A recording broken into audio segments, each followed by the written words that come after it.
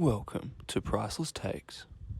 Welcome back, everyone, to Priceless Takes episode 59. I am your host, Luka Price, and joining me today is the panel once again for the second consecutive episode. Thank you all for making it.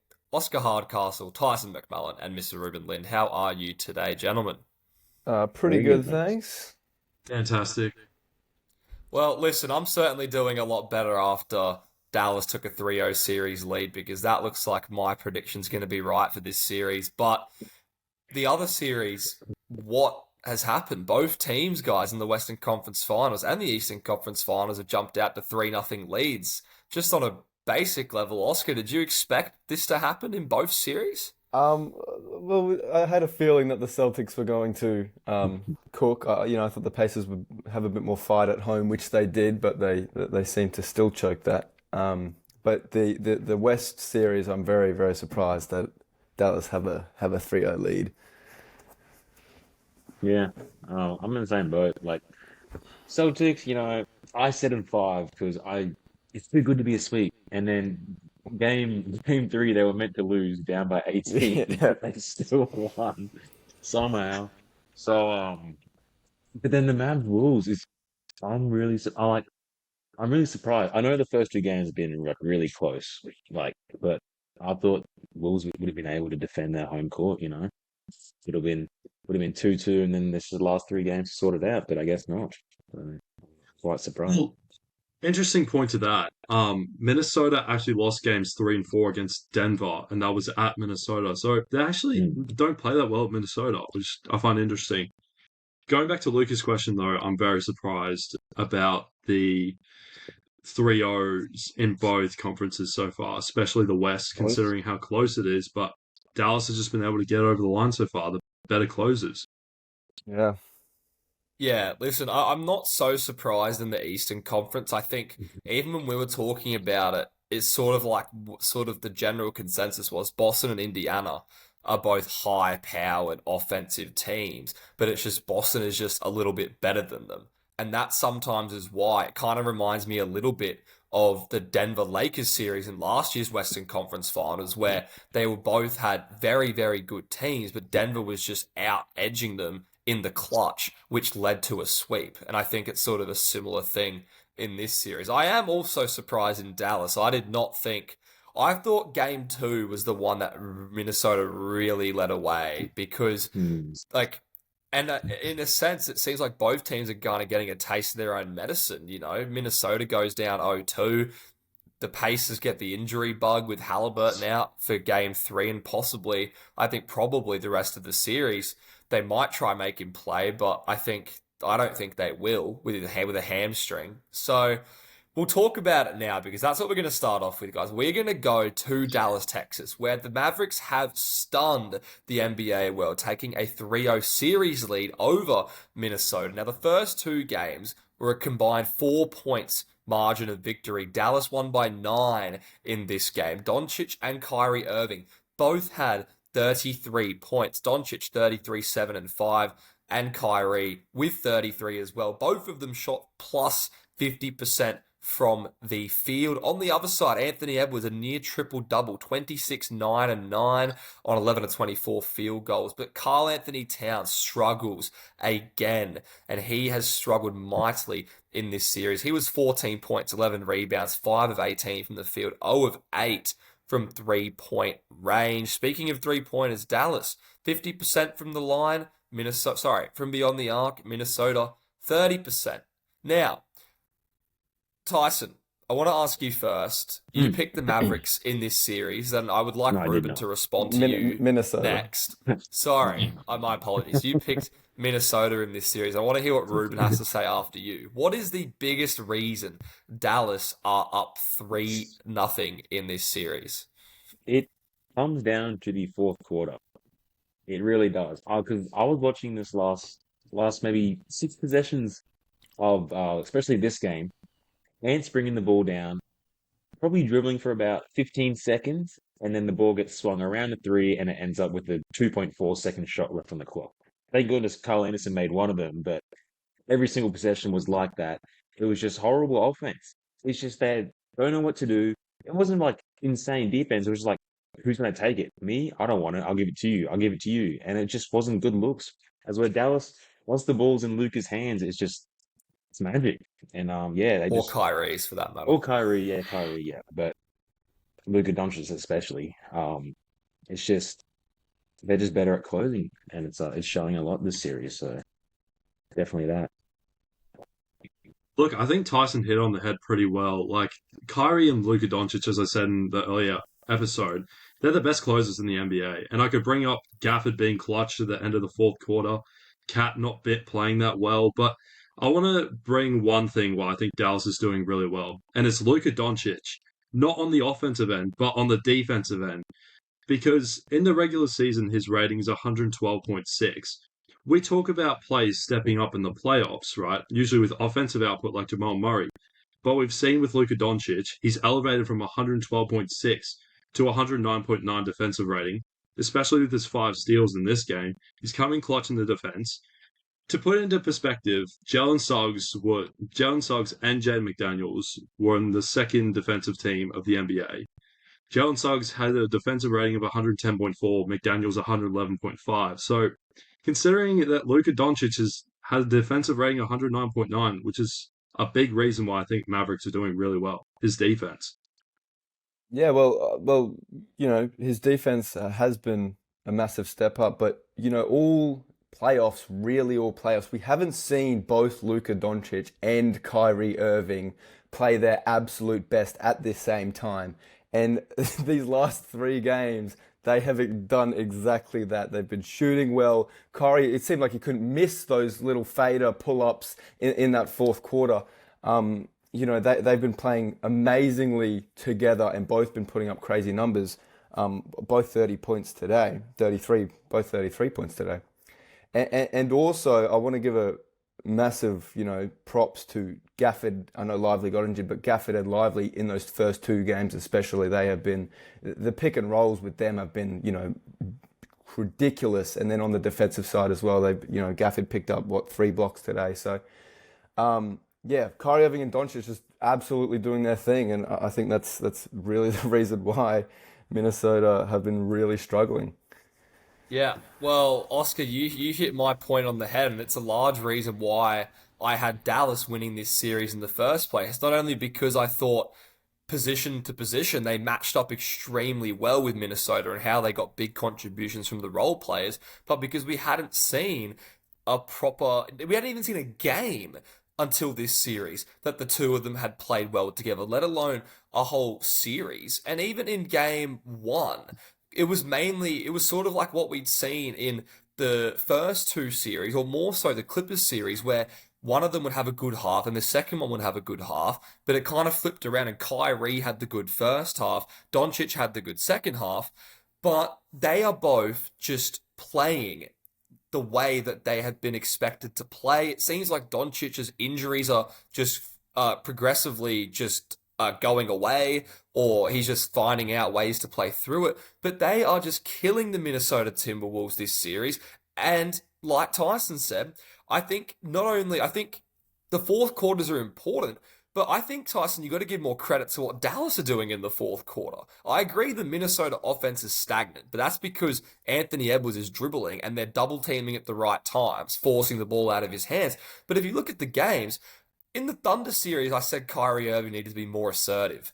Okay, and he did that towards the end of the Thunder series. But then in game 1 of the Minnesota series, he was 0 for 6 in the fourth quarter. But it didn't matter because Doncic was 5 of 8 for 15 points. In the last 2 games, Kyrie in game 2 was 13 points in the fourth quarter on 4 of 5 field goals. Today, he was 14 points of 5 of 7 field goals, and Doncic was also 3 of 3 in the fourth quarter.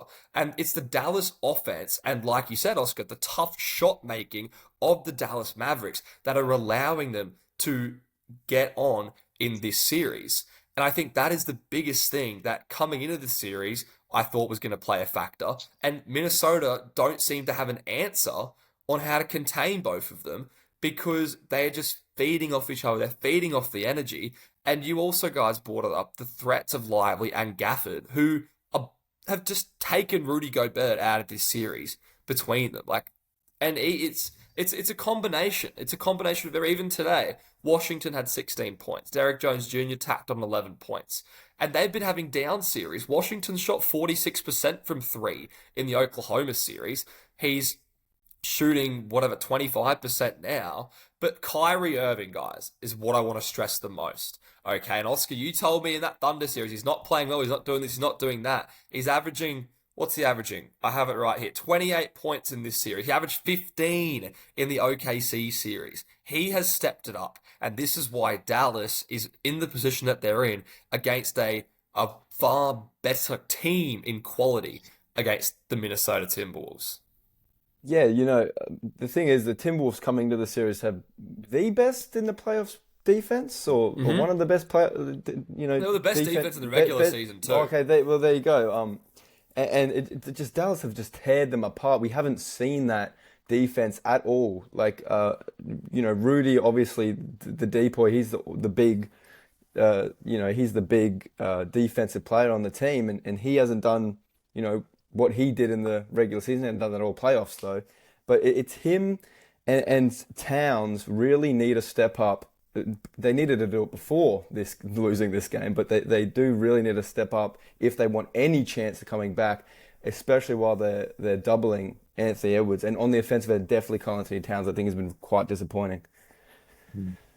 Yeah, I think I was going to say, I think Cat's been very poor offensively. And, look, it's interesting you bring up the defense because, the Timberwolves have had the best defense, in the NBA. But I think since the trade deadline, the Mavericks have actually had a pretty good defensive rating too. Yeah. And I think that's played part in how they've been able to get over the line. But looking at the game today, Cat had so many good looks, they just weren't hitting, and he hasn't been able to hit them all series. But he also he's had a big part of that output. He also had so many bad looks that he just chucked up, especially at the end there, just trying to get a shot up in the fourth.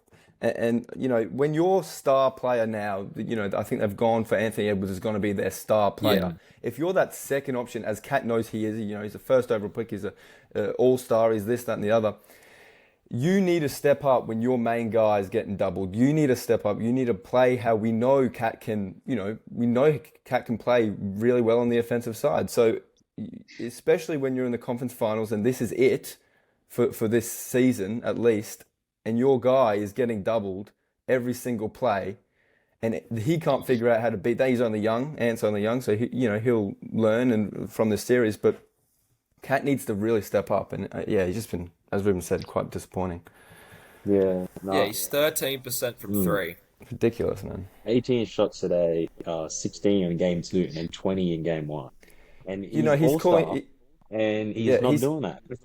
He's also called himself in the past the best big man shooter of all time, and he's shooting like this. And while you have Dirk Nowitzki sitting in the building, you can't be saying that. You can't be saying that at all when you're shooting 13%. It's disappointing because Nas Reed's playing more like Cat. He had 7 threes last game. And you took the point out of my hand. They're literally giving Nas Reed Cat's minutes. And Reed is giving them the offensive production. Like in game 2, he was 7 of 9, but then the last 3 was the one that he missed on the game-winning attempt. He was 7 of 8, from 3. That's what they need. They need that production from Cat. Yeah, 1 for 5 for Nas Reed today. I think they tried that again, giving those big minutes to Nas off the bench, and it didn't even give Cat's minutes. He still had 15 points. Yeah, he did. He was 5 of 10 overall, but 1 of 5. Yeah, from 3 points. I'm just saying from 3 points. Yeah. So when Cat isn't doing that, and Nas is trying to do that, and obviously Minnesota are obviously just chucking him his minutes, hoping he can fill Cat's position / role, and he's just Nas is good by any means, but he can't he can't always step up. You shouldn't be and be that big player. On the 6 man a year to take place of your all-star's ability. Yeah, literally an all-star. It's like it's a last-ditch effort to try and make something happen offensively, and throwing your 6 man in the limelight. Even though he can do that, and he is really, really good, but. It's not looking good for Minnesota. I can just imagine Giannis just watching on his couch right now, just thinking. Yeah. Nas Reed trade value going up for in a trade. Anyway, I wanna throw it back to you, Reuben, before I hear from the two Minnesota hopefuls here. Obviously, teams historically are 0 and 154 when down 3-0 in a series. However, we did see last year the Boston Celtics force a game 7 while being down 3-0 against the Miami Heat, which they did lose the game 7, but that did happen last year. Okay, I want to ask you, Ruben, on a scale of 1 to 10, what chance does Minnesota have of making history in this series? Or at least, actually, yeah, point, but at least, and then I'll ask you another, and then I'll say, how far do you think they will force it? If you think it's very low, they'll win. I would give it a 0.02 out of 10. Like Kyrie and Doncic would both have to go down for them to even have a remote chance. And answering his second question, surely they're going to get game 4. They're going to get a game. They've been the best team in the world against Denver Nuggets. They've shown they've got the talent. And all these games have been close. So I think I'd give them maybe a game, maybe 2. No, I'll give them a game. Dallas in 5. Yeah, I'll keep it. I'll keep it the whole numbers. I'll give him 1 out of 10. That's that you bring up. I win 100 and whatever it was is that for a reason. And I give them 2 games. I think they're going to win the next 2. I think they're going to figure something out and win the next 2. As Ruben said, all games have been close. But no, I do not think they can win the series now. That it's a history for a reason. So Yeah, look, the optimistic side of me wants to say, Anson do it, Anson make history. Yeah. This is his legacy. Give him the on the logo, line. man. But look, I really don't think it's that record for a reason. You'd have to. It's got to be some sort of some new COVID strain, take out the whole team. They can't play or something like that for Dallas to lose 3. But I don't think I can give them more than like a 8.37% chance. okay. 8.3. Yeah, listen, I don't know. If I'm being critical of myself, I haven't been very good in predicting in the middle of a series what's going to happen. That definitely showed in the last series Minnesota played. But I am tempted to give Minnesota a game just because I think that they could just go berserk from 3 and just, they could just have a hot game. But I think the way Dallas are playing, I think they'll be very motivated to not want to go back to Minnesota. So I'm going to take Dallas in the sweep, and I'm going to give Minnesota a 1 as well. But I'm not going to rule it out because I'm not going to rule things out. I learned my lesson in the last round of the playoffs. I'm not going to say something's impossible. You pick one or the other. No, I'm giving them a 1. I'm just saying I learned my mistake okay. from saying that something is impossible because, I learned my lesson, like I just said. All right, tip my hat to Oscar for that. I got one of those if I wasn't clear. What Ruben said, the historically bad numbers Doncic and Kyrie would have to put up for Minnesota to have a comeback, it'd just be ridiculous. They would both have to go ice cold from the field. And when we've seen them all of a sudden start to click, I don't think on their home court with a chance to go to the NBA Finals, they're going to want to go back to Minnesota, which is not a short distance traveled. And I think Dallas are going to wrap it up. Yeah. Yeah, I agree. It's over, ladies and gentlemen. It's over. Well, I am certainly a lot more confident that this series is over, as I think you guys are. When we go look at the Eastern Conference here, look, Celtics up 3-0 on the Pacers. They won a close game 3, 114, 111, despite the Pacers having no Halliburton for this game. His timetable is yet to be confirmed whether he will be in for game 4 or the rest of the series after. If it gets that far, the Pacers were shooting great.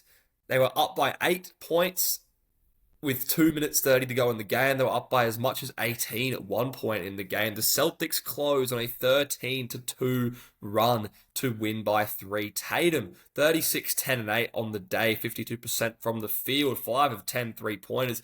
Al Horford, 7 3-pointers made. Jaylen Brown, 55% from the field. They overcame the poor shooting from their other two starters, Holiday and Derek White, who were combined 3 of 14 from the 3.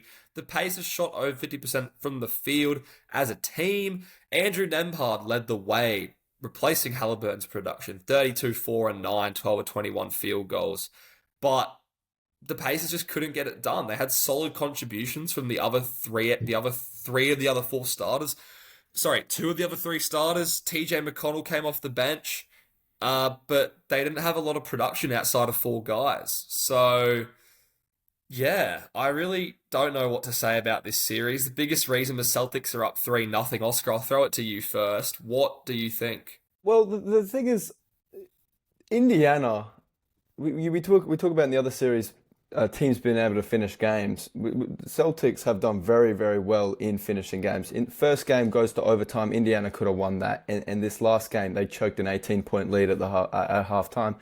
So if things could have gone a little bit different, Indiana actually could be up in this series. However, the Boston Celtics, as we've said this whole time, are just a better team. They're a better team. Indiana shot how efficiently last game.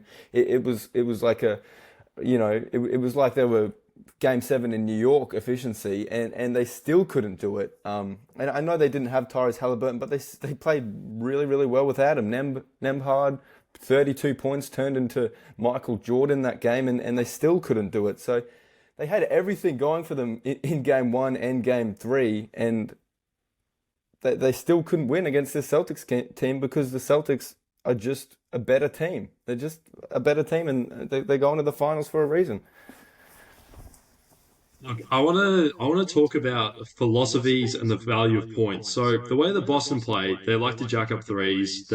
They shoot a lot of threes. The Pacers are points in the paint scorers, and Game 3 was representative of that. So in Game 3, the Pacers had 68 points in the paint. The Celtics had 40.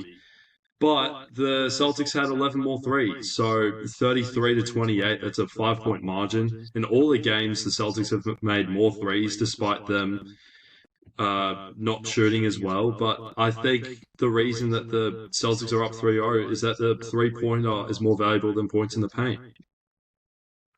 Yeah, and they're shooting it fairly efficiently as well, the Celtics. So. I'm just gonna keep it short. Celtics are one of the most polished teams in the NBA, probably best.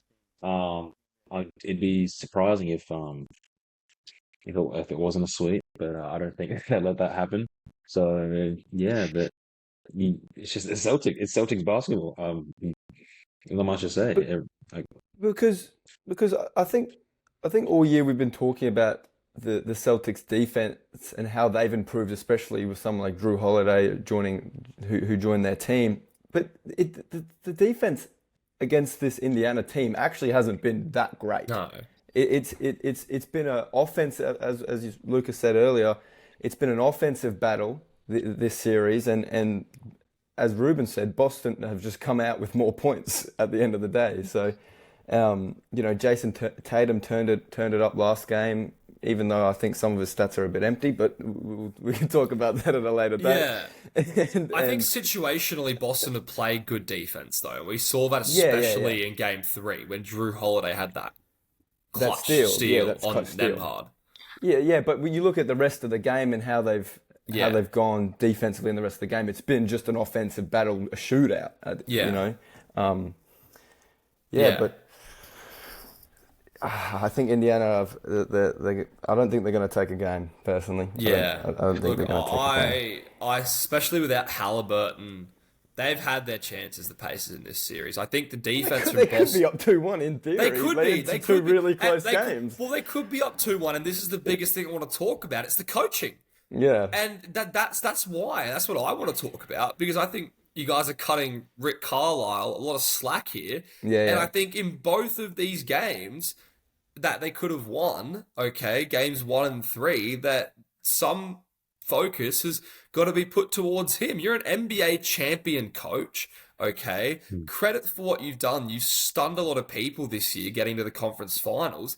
But from not fouling in game one, which led to Jaylen Brown hitting that three to go to overtime, to not calling a timeout when Andrew Nembhard was running down the court like a headless chicken and then got the ball stolen from him from Drew Holiday. And then after that, when you had a chance to go for a game winner, it was a great play, but Aaron Nesmith had taken 3 shots the entire game before that. Why are you putting the ball in Aaron Nesmith's hands? It was a great play because they had Doug McDermott in the opposite corner who was wide open. It was a great design.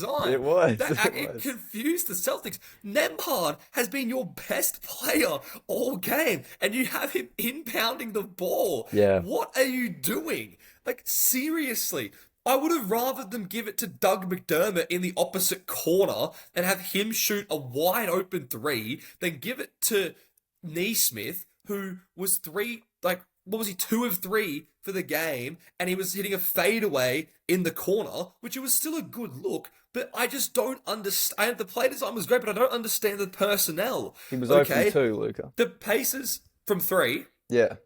Yeah, but I think I'm pretty sure he finished the game 2 of 4. So yeah, he would have been 2 of 3 from the field at that point, 0 of 1 from 3, and then that 3-pointer at the end would have made him 2 of 4 from the field, 0 of 2 from 3. Yeah. So yeah, even better. He hadn't even made a 3 the entire game. And Andrew Nembhard was 5 of 7. I got it right here. 5 of 7. 4 of 7. 4 of 7. That's 4 of 7. That's still plus 50%. Like, what are you doing? I guess Nembhard's never hit a game-winning 3 before. Your That's season why. is on the line. Your season is on the line. And seriously, after Andrew Nembhard was playing that well in game 3, and after he stole my heart when he hit that game 3 game winner in New York, I was seriously thinking to myself, I was like, screw game 6 Clay, give me game 3 Andrew Nembhard, and he had the chance to put himself in the history books again, hitting a walk-off game winner, okay, to at least give the Pacers a chance, and they give it to Nesmith. Like, it makes absolutely no sense. He should have called a timeout. He should have fouled in game 1 to at least, and if they lost on free throws because they couldn't make their free throws, then you're like, oh well. But I just can't stress enough that the Pacers have blown this series. They could easily be up 2-1, okay? And we have to look at the coaching, because we say this series after series, round after round, and the further you get in the playoffs, the margin for error becomes smaller and smaller and smaller, and the Pacers have been caught out. And I am seriously furious that's been the thing of the Pacers all playoffs. They do make mistakes, and they do do these stupid things that we're just thinking, well, why have you done that? And it's worked with them for them so far, because they have been good as well. But when you're up against a team like the Boston Celtics, who Tyson said are so polished and offensively brilliant, and have step up in big moments defensively as well, you can't have these errors, and you can't do these, you've got to be perfect at this point of the season. Otherwise you will lose by 3, and you will lose in overtime. So it's not even the fact you have to be perfect. It's more just in the right moments you need to make the right decisions. Like, I think that's sort of what you're alluding to. Yeah. Like in the moments you need to, because it's just happened too many times. And like you said, when you're versing a team like the Celtics, if you give them an inch, they'll take a mile. And that's what they've done. And that's why they're up 3-0 and about to head into the finals. Yeah, I really think they lack the E word, which is experience, which is what we were talking about, the Thunder Mavs series. Like when you're talking about making the right choices in these crunch time moments, they just don't have that experience coming up against a team that have made the conference finals 3 times in the last 4 years. Well, as they've got, Pascal Siakam on their team, who's probably got the most experience out of all of them, I'd say. Would that be correct? Yeah. And, he's, especially when your guy, and I know they're a team that they're a big the whole team plays well when the Pacers do play well. It's not usually one guy or one or two people doing it. It's usually 5 or 6 people doing it. But when your best player, Tyrese Halliburton, gets injured and is not playing, Pascal Siakam, especially in these moments, he played well. He got 22 points. He got his stats, but you have to step up. You got to step up when your guy goes down. It can't just be Nembhard. And I know he did get 22 points, but Nembhard, a guy that's been a role player, pretty much a role player all season, steps up for you. You have to step up with him, and you have to, make these big plays. And I think, yeah. Yeah, well, that's the thing. Well, Pascal was it 24, I think you said, or 23, 22? He had 22. He had 22. 50% shooting. He played well, but it's just not enough. But his series average is 24. Yeah. He clipped below his series average. And when you think Tyrese isn't playing, you got to get more production. You got to be more aggressive. But Pascal's never been known to be that type of player. He's more just like, he'll pick his spots, he'll get his shots, but he's not the take over a game type of player. That's not who he is. But we have seen that in bits, especially last series. We have seen that in bits where he's gone down 4 plays in a row and made plays and pulled up and made his shot. So we have seen it in bits, and I just thought in this game 3, pretty much a must win. He would have stepped up and got his chockies a bit more. Well, but when the Celtics were making that run, it was calling because Nembhard had been doing it the whole game. But at some point, and even TJ McConnell was playing unreal off the bench. Yeah, he's a freak. At some point, they traded for you. You are an NBA champion. You have to be that guy that goes and gets it. It shouldn't be these 2 6-foot guards, okay, that are making you keep for you. You got to go out and you got to do that for them. yeah, I completely agree with you. I want to ask, in terms of, and this is another problem I have with Rick Carlisle, is, before I ask this question, is clearly the lights were too bright for Ben Shepherd, okay? He's a rookie. You just thrust him into the starting lineup. He finishes the game 0-5. It just clearly wasn't good. Do the Pacers look to make some sort of coaching adjustment? Do they keep Ben Shepherd in? And do they force a game 5? Reuben, I'll swing to you first. I don't know, because I think TJ McConnell is necessary energy coming off that bench for that second unit. So, but the problem is like with Halliburton out, I don't know who you replace with Ben Shepherd. Like, you talk about output and Siakam not stepping up. He shot 50% from the floor, and then 3 other players score above 20 points. Like, that should be enough to get over the line. But the Celtics are just the better team. So, going back to your question, like, I don't think you can change it, because I don't think there is anyone else that could replace him or do any better. Also, talking about TJ, that lineup will be tiny if TJ starts over Ben Shepherd. What's Ben Shepherd? Well, that's why the only suggestion... 6 or something? Yeah, I'll tell you the only suggestion I have, but I want to hear what you and Tyson have to say first. Oh, no. Oscar? Yeah, well... Yeah. Oh, yeah, you go, T, you go. Yeah, no, I agree with Ruben. PJ McConnell was like, you're made for like that second unit, like that second burst of energy to come back on. And I just do not think they'll force it. Force the game 5. No chance.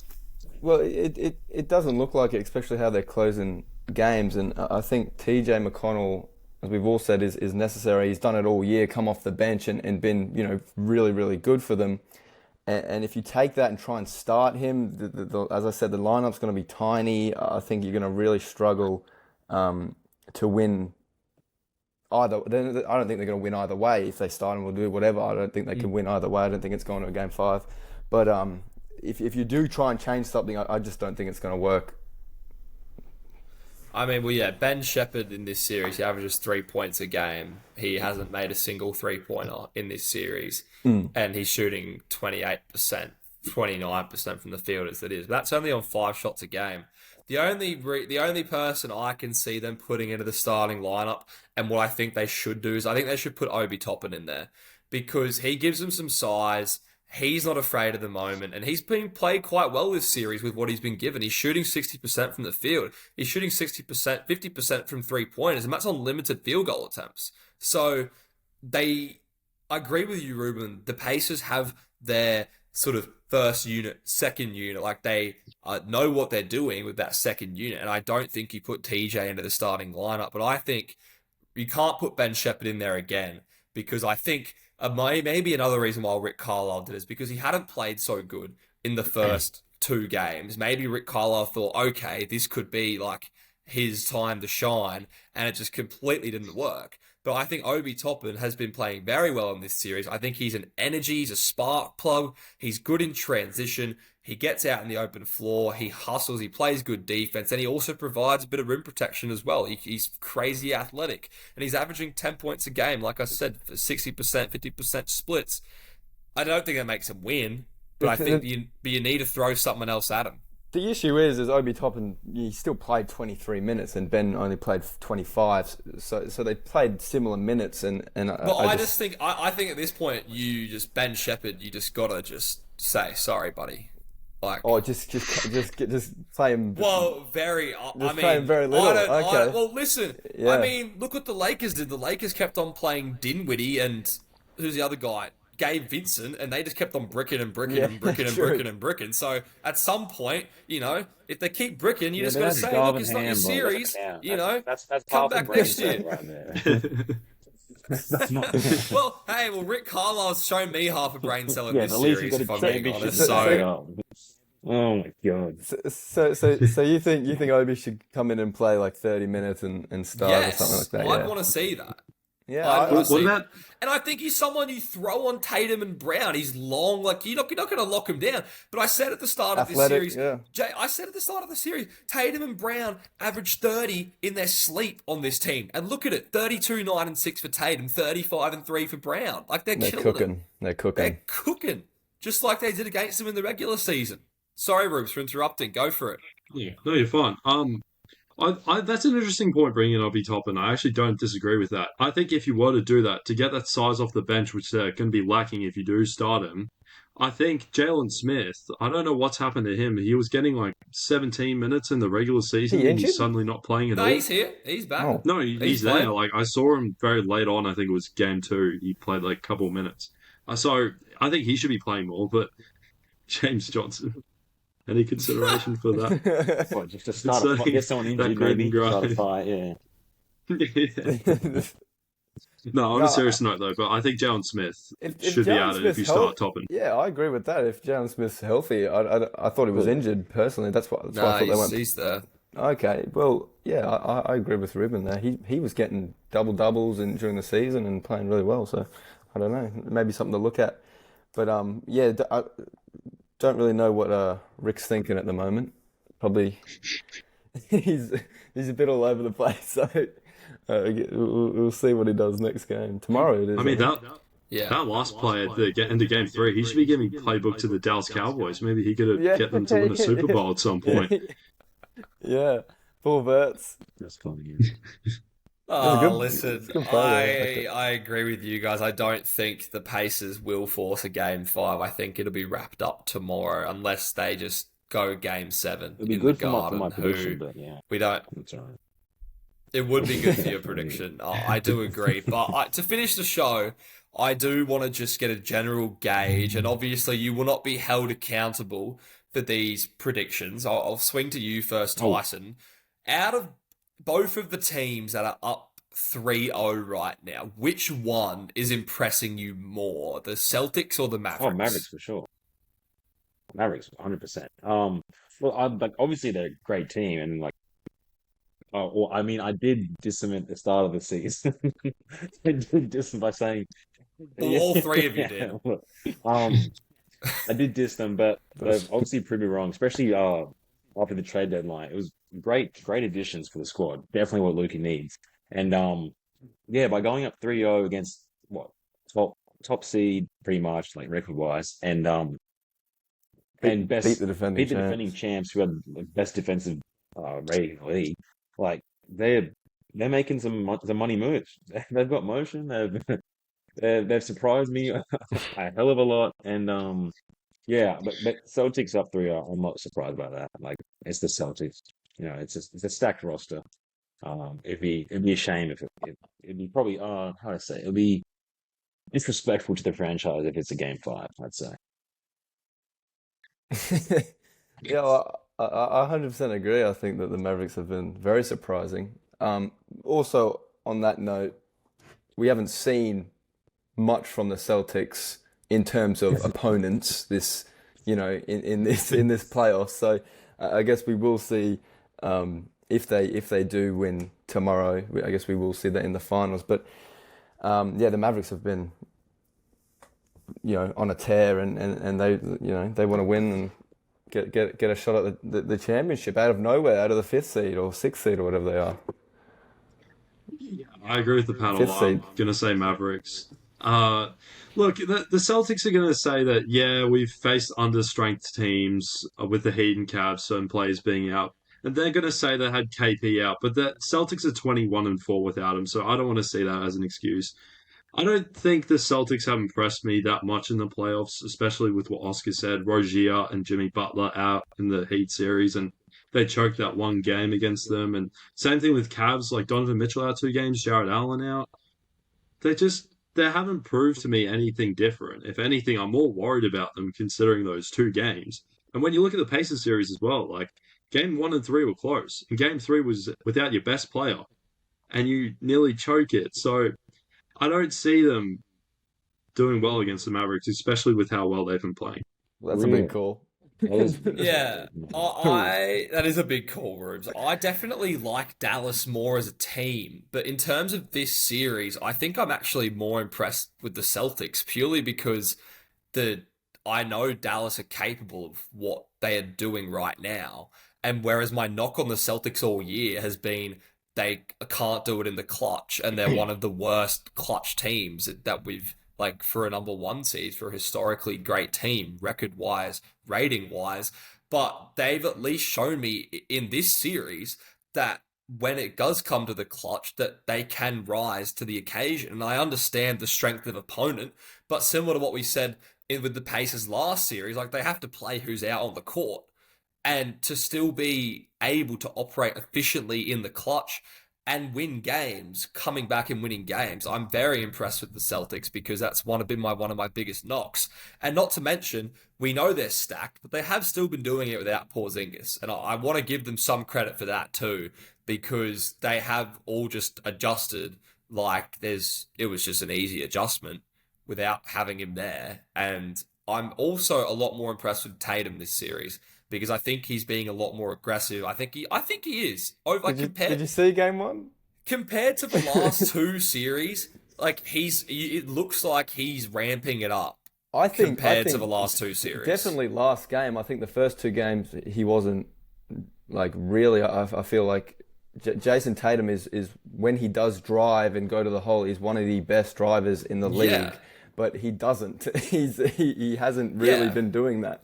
He's been dancing around the 3-point and pulling up and yeah, that works when you're up by Did he drop almost in 40 game in game 2, one, you're right? up by whatever they were. Yeah, but if you look at if you watch the game, I don't know if you watched the game, Tyson. The points were so empty.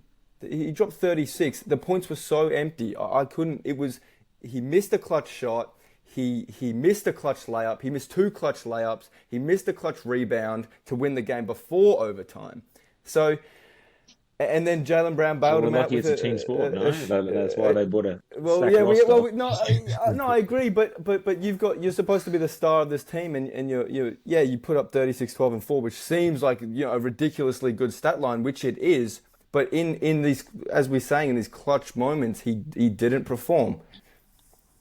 I'm more impressed with the Celtics as a team in the clutch. Yeah. I'm more impressed with Tatum's aggressiveness in the series compared to I thought in the first 2 series, it was just sort of like, well, we're just so much better than them. I can kind of just be passive and the other guys will sort of just win and I'll settle and we'll still just win because we're better. But in this series, I think he's being a lot more aggressive just in general. And I just flat out just don't think Tatum's a clutch player in general. And I think he's just never, like maybe not never, but I just think he's going to really have to show significant improvement for me to change my views with Tatum in the clutch. But I'm more just impressed with the Celtics as a team and how they've been performing in the clutch because normally in the regular season, we've seen Tatum's unclutchness rub off on the rest of the team, but they are operating good in the clutch this series.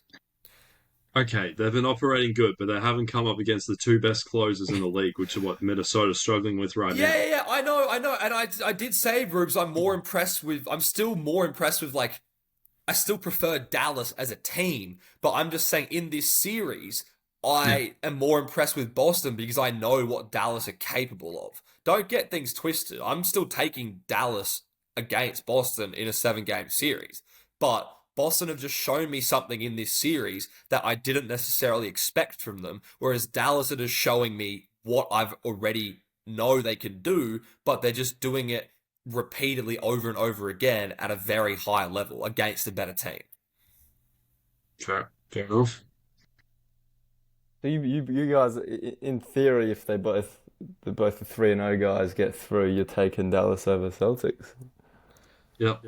Well, I've been on the position for a long time that I think really whoever comes out of the West is going to beat Boston. Wow. Okay.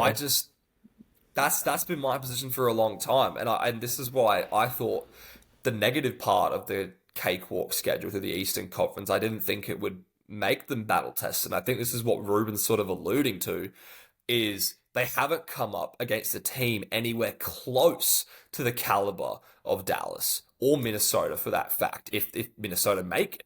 So how is that adjustment period going to go?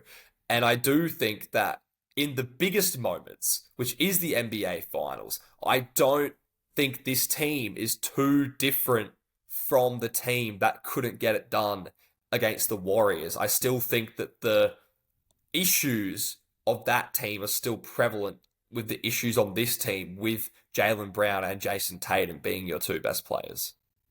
Yeah, wow. I mean, look, without Porzingis, no chance whatsoever. No chance is crazy. What are we talking about here? The problem is, right, is that the only reason I'd maybe give Celtics a slight edge is that the Western Conference is so self-destructive and how competitive it is and how much force they have to exert to get over the line. Like that Minnesota-Denver series was 7 games. Dallas has had to exert a lot with how good their opponents are. Boston, they've been in second and third gear just because of who they've had to play so far. So that's why I think they haven't really shown me anything I haven't already known yet. You guys are. I'm gonna have to wait and think about it till next episode. So are you leaning Celtics, Oscar? I'm leaning I've green. got an answer, I'm but leaning it's not Celtics. Leaning green? There's no real justification behind it. So I can't. I'm not. Go on. I'll save it. I'm gonna do some research. I need to do some research. Yeah, but I'm leaning to the Celtics at the moment. Yeah, obviously, we've got a divisive panel again. Hey, well, So- we have a divisive panel in this Western Conference series, and Reuben and I are killing you two. Yeah, So he's on you top, guys he's on top. might Yeah, want to. yeah, You guys. And Dallas hasn't Well- really faced much competition either. So you need to say that. Oh, I don't know. Don't tell that to Oscar. Oscar would disagree with that. The Clowns, the Clipper Clowns. Okay, Actually, now that I think about it, you two both picked OKC, and we both had Dallas in the last series too. I had Dallas last series. Now that I Dallas think last about series. it. Reuben, Tyson. Sorry, Tyson. Me and Reuben Reuben picked I had OKC. OKC. Yeah. Reuben picked OKC. And then Reuben decided to hop I on had the Dallas train. both series. I had Dallas both series. And Tyson hopped off the other. Tyson hopped on the other train. hopped Yeah. on. Anyway. I took my gold card then. Well, it will be interesting to see if both of the teams sweep, and if either team can force a game 5. I know we have a lot more confidence in Minnesota to force a game 5, even a game 6. I think, Oscar, you said they could force a game 6 back in Dallas. I think they're going to win the next 2. Yeah, so I think we all have a lot more confidence in Minnesota, and deservedly so. But we'll see how it turns out. It's certainly looking like a Celtics Mavericks final, which is going to be a great series. I'm certainly looking forward to it. But what a final that would be. will all in due time. The way things are going, the next time we do an episode, it could be our NBA Finals preview. So stay tuned for that. Also, make sure to keep following our social media pages on TikTok and on Instagram, both at Priceless Takes. They will both be in the description below. Thank you all for watching Priceless Takes episode 59.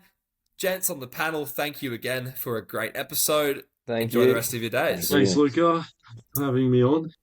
Thank you all for tuning in to Priceless Takes. I am your host, Luca Price, and we will see you next time.